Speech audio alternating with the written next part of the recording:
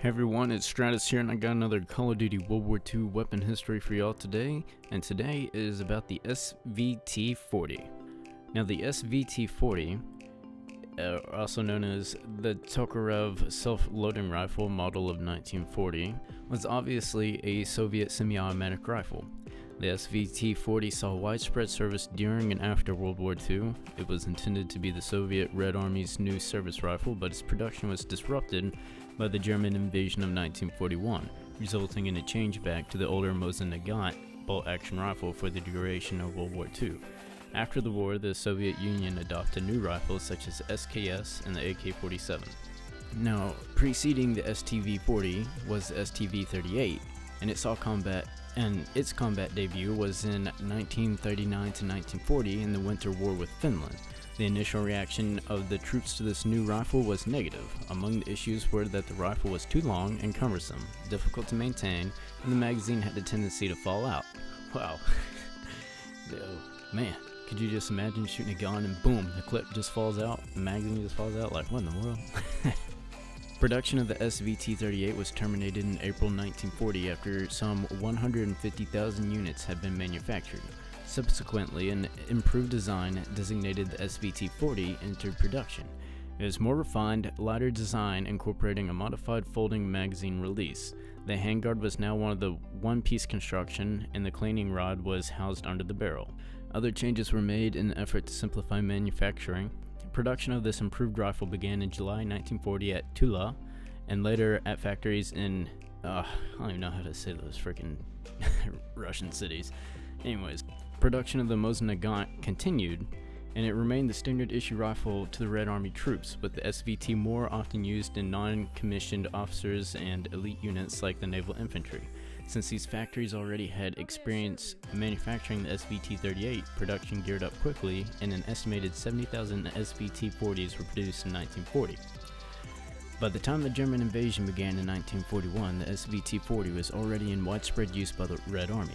In the Soviet Infantry Division's table of organization and equipment, one-third of rifles were supposed to be SVTs, though in practice they seldom achieved their ratio. The first months of the war were disastrous for the Soviet Union. They lost hundreds of thousands of STV-40s. To make up for this, production of the Mosin-Nagant rifles was reintroduced. In contrast, the SVT was more difficult to manufacture, and troops with only rudimentary training had difficulty maintaining it.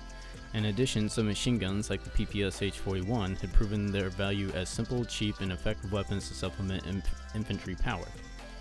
This led to a gradual decline in SVT production.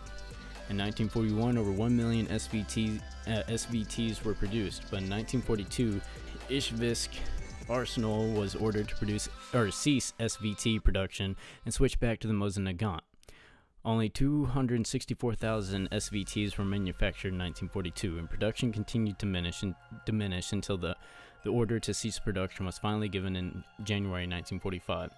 Total production of the SVT was around 1,600,000 rifles, of which 51,710 were the SVT sniper variant.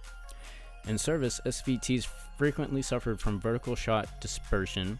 The Army reported that the rifles were of flimsy construction and there were difficulties experienced in the repair and maintenance.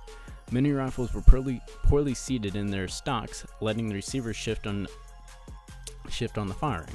This led to a field modification that selectively shimmed the stock with birch chips. For a sniper rifle, this was unacceptable, and production of the specialized sniper variant of the SVT was terminated in 1942. At the same time, milling scope rails in the receivers of standard SVT rifles were also discontinued. Other production changes included a new, simpler muzzle brake design. To supplement the Red Army shortage of machine guns, an SVT version capable of full automatic fire, designated the AVT-40, was ordered into production on the 20th of May 1942. First batches reached troops in July. It is extremely similar to the SVT, but its modified safety also acted as a fire selector. The AVT featured a slightly stouter stock, with surplus AVT stocks later used on refurbished SVTs. In service, the AVT proved a disappointment. Automatic fire was largely uncontrollable, and the rifles often suffered breakages under the increased strain. The use of the AVT's automatic fire mode was subsequently prohibited, and the production of the rifle was relatively brief. None were made after the summer of 1941. A shorter carbine version, sometimes called the SVT-40, was designed in 1940 and was submitted to a competitive test with the design of Semenov in the same year. Neither was accepted for service. It was reportedly produced in small numbers, but this had been disputed.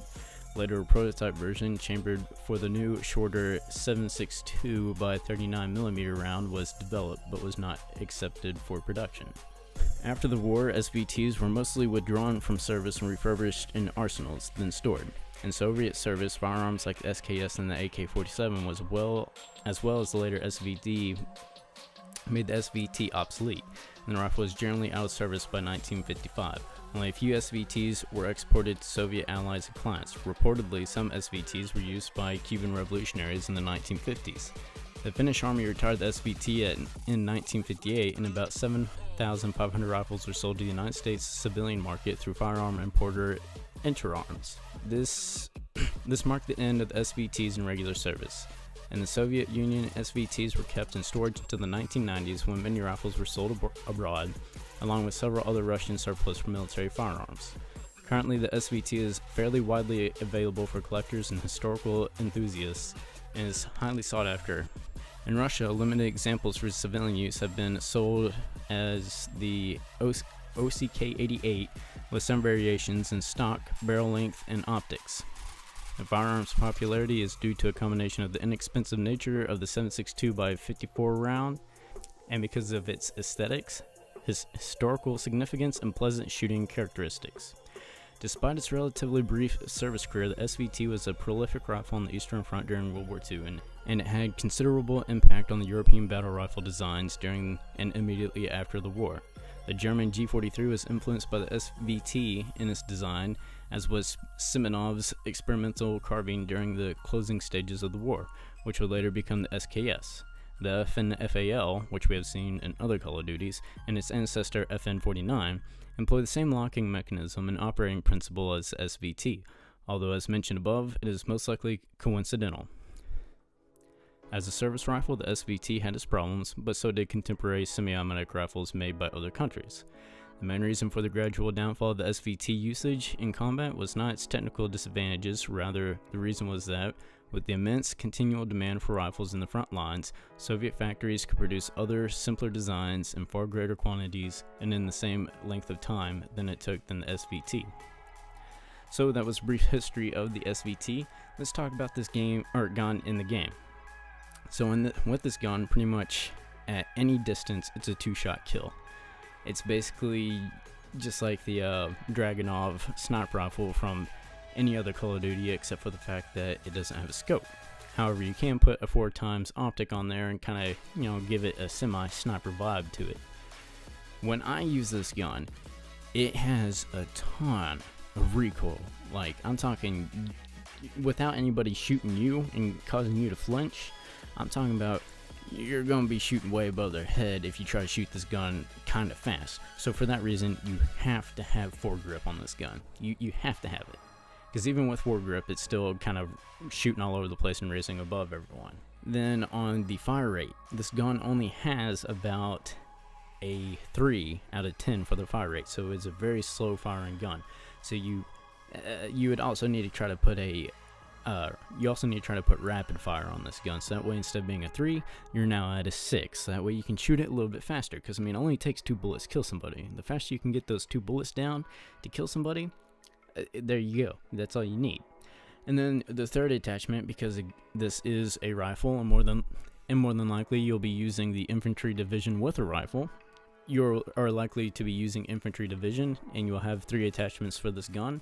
The third attachment that I would recommend is an extended mag. Yes, it only takes 2 shots to kill somebody, when with 10 rounds you can potentially kill 5 people. However, as I said, this gun jumps a lot, and whenever you try to shoot somebody, it's very likely that you'll miss 1 or 2 shots, if not just get flat out killed. So, Extended mags bring you up to 15 rounds, so just give you a little bit more room in case you're missing 1 or 2 shots when you're trying to kill somebody. Now, this being said, this gun, it's just not very effective to use in Call of Duty World War II, because as of right now, the flinch for any gun is just outrageous, because you try to shoot this thing to kill some people, and you're having to do, you know, some semi-automatic firing and stuff. It's just very hard to keep your sights on somebody when somebody is shooting you and your gun's just going all over the place. I heard that they're supposed to be giving out a patch where they're supposed to be reducing flinch, and I really hope that they do, because otherwise these semi-automatic rifles such as the SVT, the M1A1 carbine, the M1 Garand, it's just very hard to use them just because somebody starts shooting you and your gun's all of a sudden shooting in the sky. Like, it's very difficult to do. So if you want a challenge, definitely use this gun. It took me forever to get some decent gameplay to show in the background on this video, because I was getting melted just because I couldn't keep my sights on anybody whenever someone would shoot me. Anyways, that's the SVT-40 from Call of Duty World War II. If you like this video, then please be sure to hit that thumbs up button for me. Also, be sure to subscribe and click that bell icon so that way you can get notifications for future Call of Duty World War II weapon history videos. I hope y'all have a great day, and I'll see y'all next time.